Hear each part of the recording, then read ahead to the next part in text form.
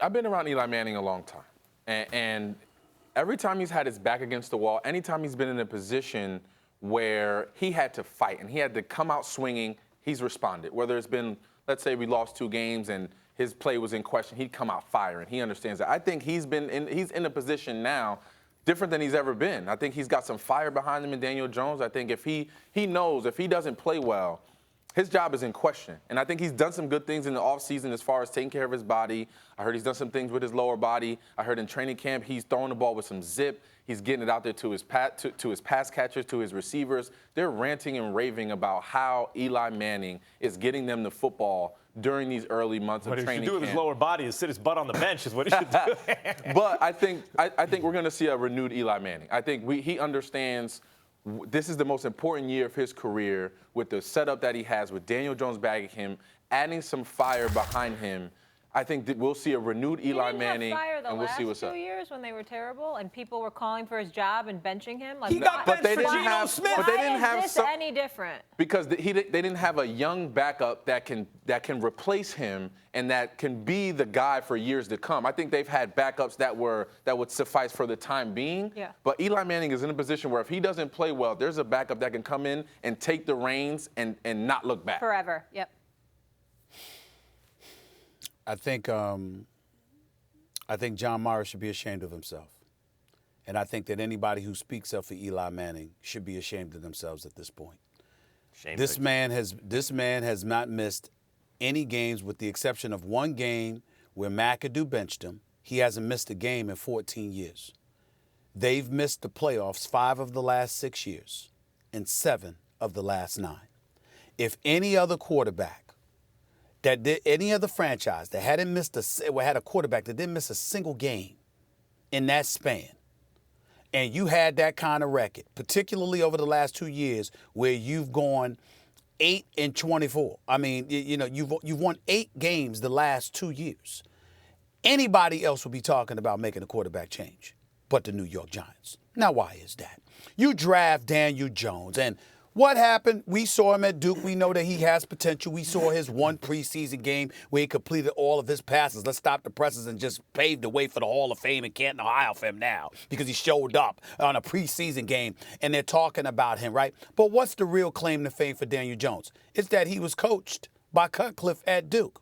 And who works out? The Mannings. It's Cutcliffe. Who has a long-standing relationship with the Mannings? It's Cutcliffe. Who do you hear John Mara talking about? He's talking about Eli Manning. He loves this man. And I can't blame him for that. It's not just the 2 Super Bowl rings. Eli Manning is one of the classiest professionals we have ever seen in this business. He's class personified. He's an incredibly decent human being, a consummate professional. All of those things are true. And if you're Mara, you don't just care about his production on the field. You care about the man that he is. But what did you do if you're John Mara? What did you do? You got rid of the coach, got rid of the GM, you got rid of Coughlin. Okay, what did you also do? You paid Nate Solder a boatload of money. You got him there. You drafted Saquon Barkley because you wanted to make sure you let everybody know we're trying to win and we believe in ourselves. You drafted Will Hernandez as well. And so when you look at the plethora of moves that have been made, every single thing has been exhausted to appease and buffer and protect and potentially elevate Eli Manning. And nothing has worked. And still, we sit here today and listen to this man in 2019, off the residue of 5 seasons in 6 years, 7 seasons in 9 years, where the man hasn't even made the playoffs. And this man is sitting there with a straight face in the media capital of the world with the cameras rolling and taped and you being taped. And he's sitting there saying, I hope that my future quarterback that I just drafted with the number 6 overall pick doesn't play one down. So our 38-year-old quarterback could have a beautiful season. You got to be kidding me, man. And I'll leave it with this question, and I'll throw out a rhetorical question to you, Victor Cruz, okay? Who else has this been done for? Who else would Mara do this for? Think about that before you answer the question. I just think this is a year unlike Eli Manning has seen before in his own career. This is the most important year for him individually as a quarterback for his whatever he feels like internally his longevity is, whatever that feels like for him. This is an important year for him because if he doesn't perform well, if he doesn't, go out there and perform the way Eli Manning and the way the Giants expect him to perform this year, right? His job will be up for question. His No, job but will can I ask you one question, though? Obviously, you caught 25 career touchdown passes from Eli. I know your relationship with him.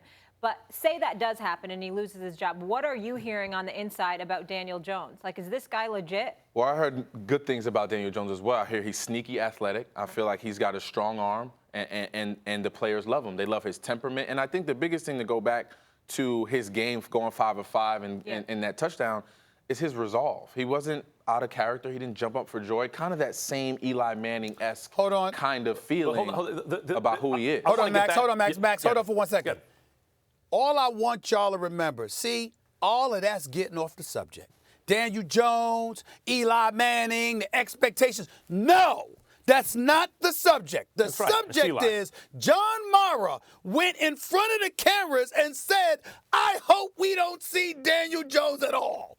In favor of a 38-year-old quarterback that everybody and their grandmother has said the best days are behind him. And the facts have been proven that that is the case. That's the issue. The Giants, I agree with that. The Giants are in the last year of their obligation to Eli Manning. That's what I'm saying. That's what makes this the biggest year. No, it's not, Victor. It's the opposite. Everyone knows what's going to happen if the Giants have any sense at all. When they're done with Eli, they have his replacement, period, this year. This is his last year. The reason Mara hopes that at least in public, that Eli can last the season is that he'll feel more comfortable that Daniel Jones is really ready to succeed by next year. Yes, no, Stephen Max, A. what I'm saying is, I'm fearful Mara's saying that because he's thinking about giving Eli an extension. Thank you so much for watching ESPN on YouTube. For more sports highlights and analysis, be sure to download the ESPN app. And for live streaming sports and premium content, subscribe to ESPN+.